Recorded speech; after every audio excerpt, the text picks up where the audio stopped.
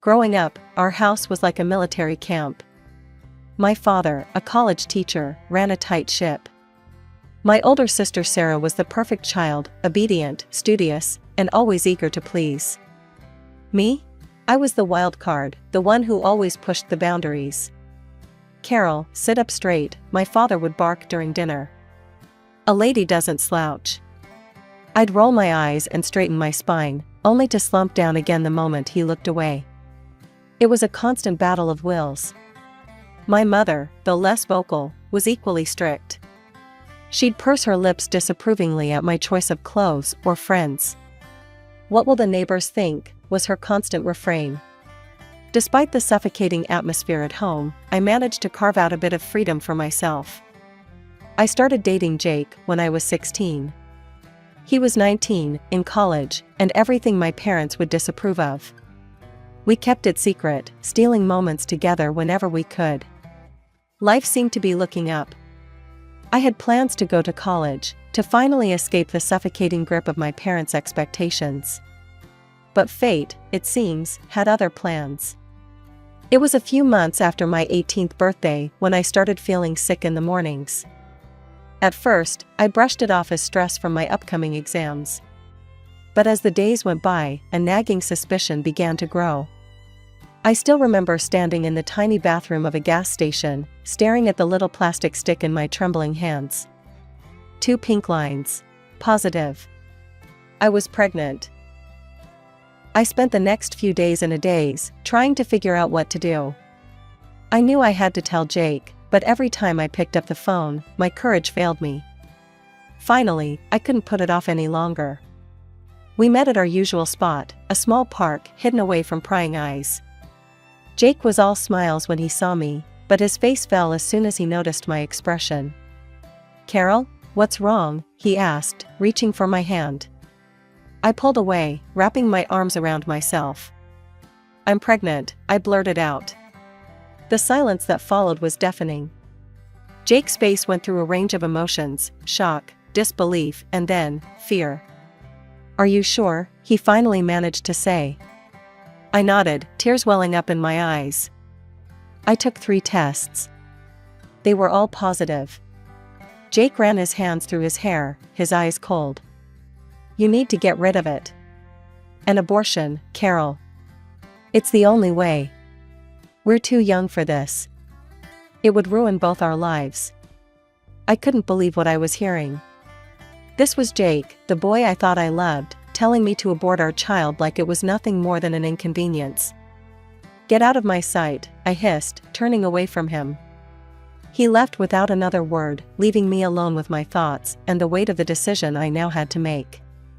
Telling my parents was even worse. I waited until after dinner, when my father was in his usual spot in the living room, reading the newspaper. My mother was knitting, and Sarah was there too, hovering in the background. "I have something to tell you," I said, my voice shaking.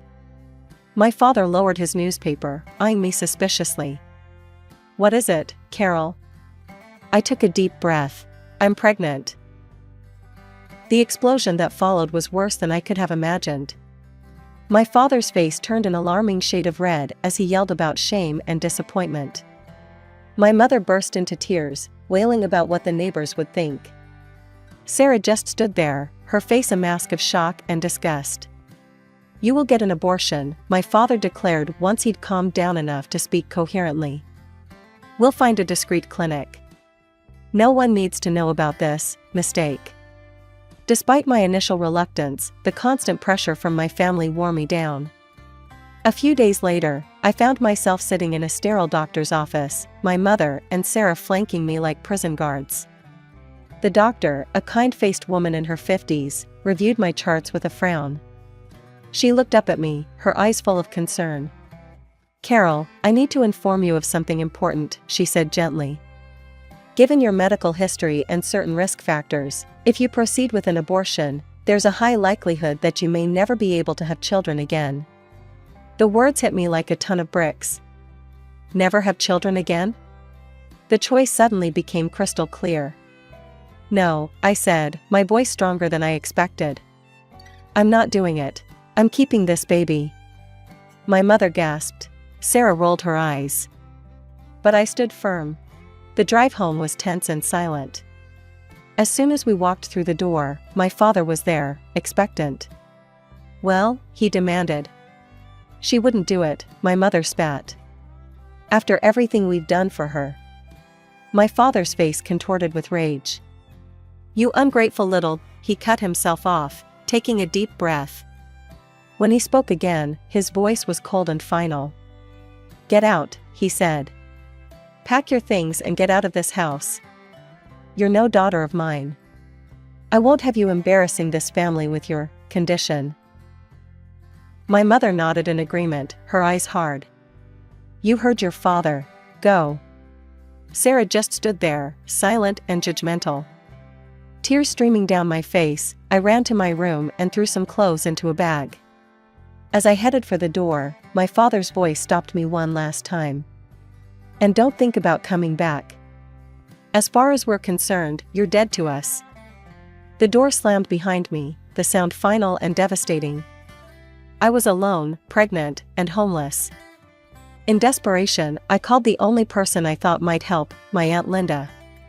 She and Uncle Bob had always been the black sheep of the family, living in another state and rarely speaking to my parents. "Carol? What's wrong, sweetie?" Aunt Linda's voice was warm and concerned. Through tears, I explained everything. There was a long pause after I finished. "Where are you now?" she finally asked. "Outside our house. They kicked me out." Another pause. "Stay right there. We're coming to get you." The drive to Aunt Linda and Uncle Bob's house was long, but it gave me time to process everything that had happened. Their house was modest but welcoming. As soon as we arrived, Aunt Linda went into full mother hen mode, fussing over me and insisting I eat something. Uncle Bob carried my bag to the spare room, which would now be my room. "It's not much," he said, setting the bag down, "but it's yours for as long as you need it." I looked around the small, cozy room and felt a lump in my throat. "It's perfect," I whispered. The next few weeks were a whirlwind of doctor's appointments, discussions about my future, and adjusting to my new life. "We've been thinking," Aunt Linda said one evening over dinner. "We want to help you continue your education." I looked up from my plate, surprised. "What do you mean?" Uncle Bob leaned forward. "We've set aside some money over the years. We never had kids of our own, so we thought we'd use it to help you go to college." I was speechless. After everything that had happened, the idea of still being able to pursue my dreams seemed impossible. I don't know what to say." "Say yes," Aunt Linda smiled. "We believe in you, Carol. This baby doesn't have to mean the end of your dreams." And so, with their support, I enrolled in a local community college, majoring in business management. It wasn't easy, balancing classes with doctor's appointments and the increasing discomfort of pregnancy, but I was determined to make it work. I also found a job as a waitress at a local restaurant. The owner, a kind woman named Maria, was understanding about my situation and flexible with my hours. It wasn't much, but it allowed me to start saving for the baby and contribute a little to Aunt Linda and Uncle Bob's household. The day my son was born was the most terrifying and beautiful day of my life. After hours of labor, I held him in my arms, marveling at his tiny fingers and toes. Aunt Linda and Uncle Bob were there, beaming with pride like grandparents. "What are you going to name him?" Aunt Linda asked softly. I looked down at my son's face, so peaceful in sleep. "Daniel," I said. "It means God is my judge. Because no matter what anyone else thinks, I know I made the right choice." As I settled into motherhood, juggling a newborn with college classes and work, I often thought about my parents and Sarah. Had they heard about Daniel? Did they ever regret their decision? But I pushed those thoughts aside. I had a new family now, one that accepted me and loved me unconditionally. One day, as I was scrolling through social media during a rare moment of downtime, a post caught my eye. It was from Sarah. My heart skipped a beat as I read it. "Excited to announce that Jake and I are engaged. Can't wait to start our life together." The photo showed Sarah, beaming, her arm around Jake, the same Jake who had abandoned me and our child. They looked happy, carefree. Like nothing had ever happened. I felt a surge of emotions, anger, hurt, betrayal. But as I looked over at Daniel, peacefully playing in his crib, I realized something. I didn't need their approval. I didn't need their love. I had everything I needed right here. The years flew by in a blur of diapers, textbooks, and late-night study sessions. My last semester was particularly challenging. I was taking extra classes to graduate on time, still working at the restaurant, and chasing after an energetic 3-year-old. Graduation day was a whirlwind of emotions. As I stood in line, waiting to receive my diploma, I scanned the crowd. Aunt Linda and Uncle Bob were there, of course, beaming with pride. Daniel sat on Uncle Bob's shoulders, waving excitedly every time he caught my eye. The real surprise came at the graduation party Aunt Linda and Uncle Bob threw for me. As we were celebrating, Maria, my boss from the restaurant, pulled me aside. "Carol, I have a proposition for you," she said, her eyes twinkling. "I'm looking for a new restaurant manager, and I think you'd be perfect for the job." I was stunned. "Me? But I've only ever been a waitress." Maria waved her hand dismissively. "You've been much more than that. I've seen how you handle difficult customers, how you organize the staff, how you balanced work and school and motherhood. That's the kind of dedication and skill I need in a manager." It was a dream come true. A stable job with better pay and regular hours, exactly what I needed for Daniel and me to start our new life. The next few years were a whirlwind of positive changes. I threw myself into my new role at the restaurant, learning everything I could about management and business operations. Daniel started school, growing into a bright, curious boy who loved to read and play baseball. It was at one of Daniel's Little League games that I met Tom. He was there with his son, Michael, who was on the opposing team. We struck up a conversation, and I was immediately drawn to his kind eyes and easy laugh. "Single dad?" I asked, noticing he was alone. He nodded, a sad smile crossing his face. "Widower, actually. Michael's mom passed away when he was a baby." My heart went out to him. "I'm so sorry. It must be tough." "It is," he admitted. "But we manage. How about you? Single mom?" I laughed. "Is it that obvious?" Our relationship developed slowly. We were both cautious, having been hurt before and with our children to consider. But as the months passed, I found myself falling for Tom. He was kind, patient, and Daniel adored him. A year after we met, Tom proposed. It wasn't a grand, theatrical gesture, just a quiet moment in his backyard, with our boys playing nearby. Our wedding was small and intimate, just close friends and family. As I walked down the aisle, Daniel proudly by my side as the ring bearer, I caught Aunt Linda's eye. She was crying, but her smile was radiant. Life with Tom, Daniel, and Michael settled into a comfortable rhythm. And a couple of years after our wedding, we were blessed with another addition to our family. Our daughter, Emily, was born on a warm spring morning. As I held her in my arms, with Tom, Daniel, and Michael gathered around the hospital bed, I felt a sense of completeness I'd never experienced before. I loved all 3 of my children equally, Daniel and Emily, my biological children, and Michael, my stepson. They were all my kids, regardless of blood ties.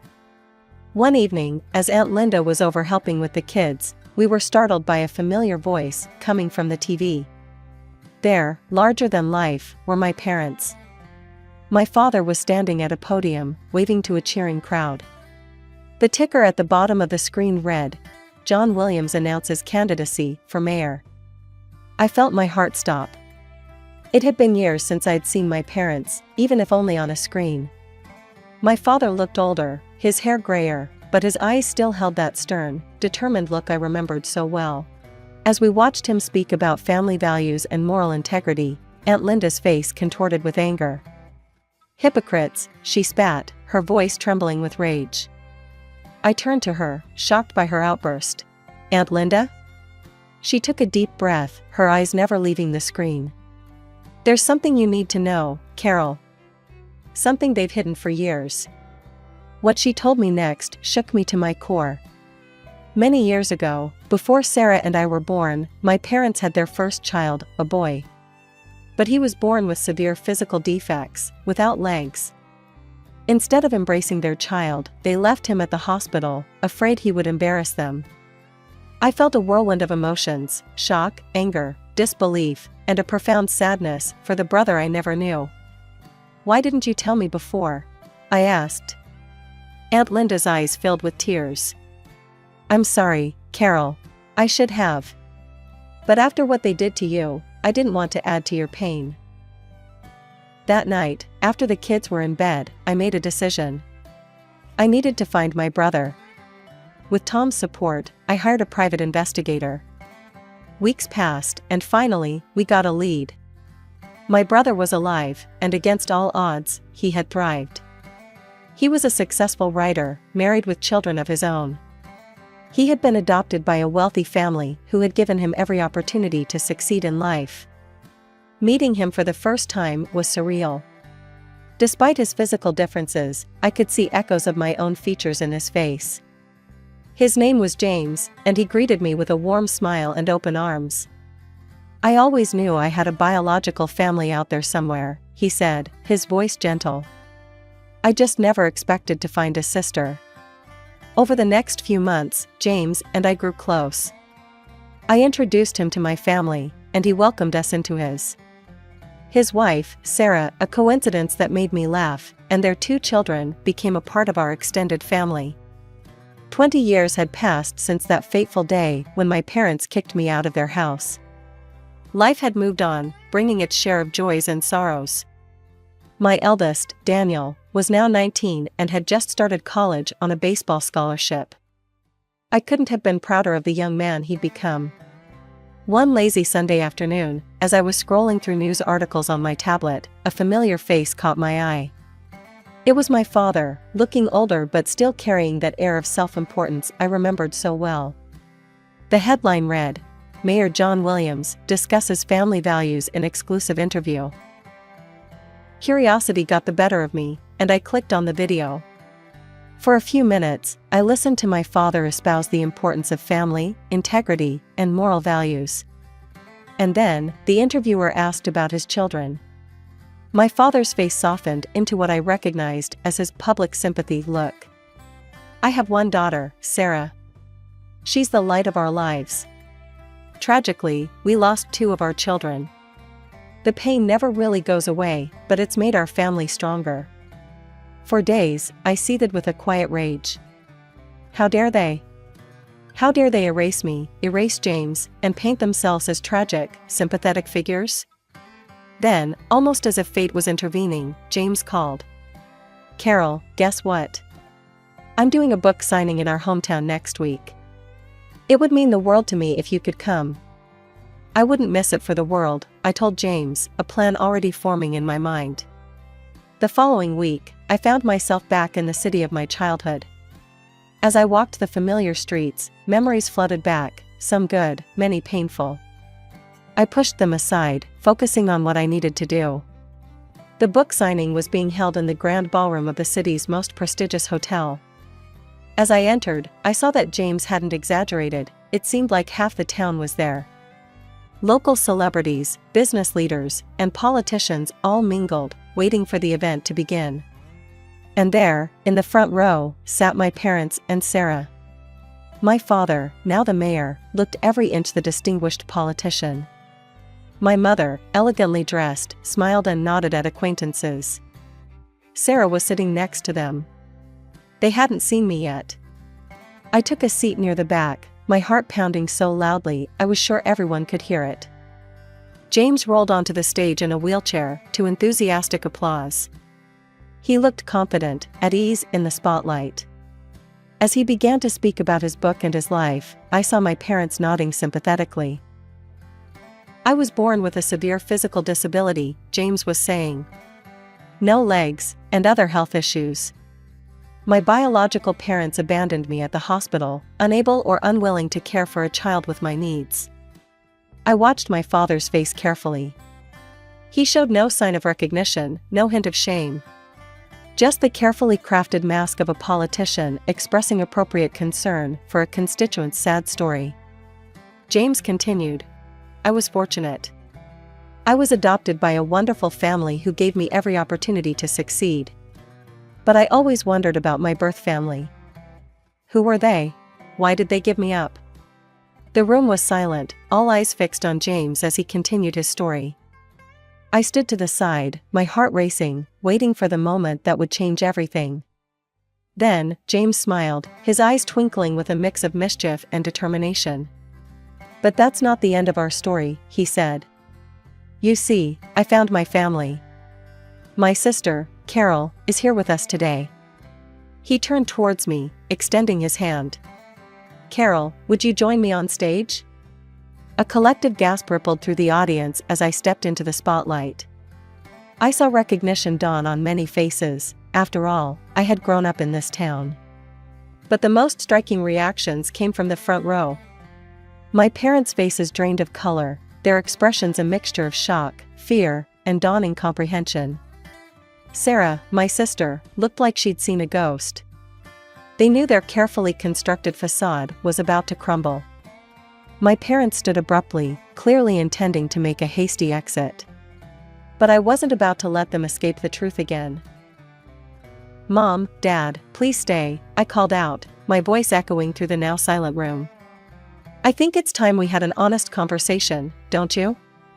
They froze, trapped by the eyes of the entire audience.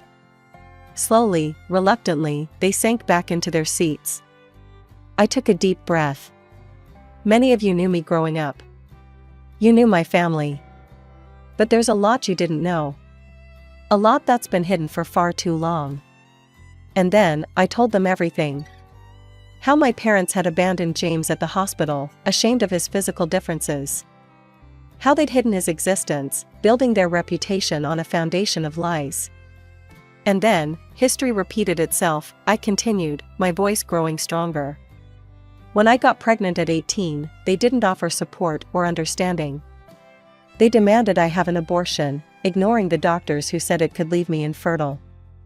And when I refused, they kicked me out. Their own daughter, pregnant and alone, thrown away to protect their precious reputation. Gasps and murmurs rippled through the crowd. I saw looks of disgust directed at my parents, who seemed to shrink in their seats. For years, I've heard them talk about family values and morality, I said, my voice thick with emotion. But their actions tell a different story. They abandoned 2 of their children when we needed them most. They erased us from their lives to maintain their perfect image. The room erupted into chaos. People were shouting, some at my parents, others at each other. Journalists who had come to cover a simple book signing were now frantically taking notes or speaking rapidly into their phones.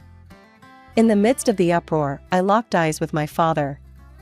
The man who had loomed so large in my childhood now looked small, defeated. My mother was openly weeping, while Sarah sat frozen, her face a mask of shock and confusion. In the days that followed, the story exploded. It was all over the local news, then national. My father's political career evaporated overnight. The man who had preached about integrity and family values was exposed as a hypocrite of the highest order. His position as mayor became untenable. He resigned within a week, citing personal reasons. But everyone knew the truth. The college where he had taught quickly distanced themselves, terminating his position. Amidst all the chaos, one thing became clear, my sister Sarah had made her choice. She stood firmly by our parents, refusing to acknowledge the truth of what they had done. You've ruined everything, she hissed during a brief phone call. Don't contact me again.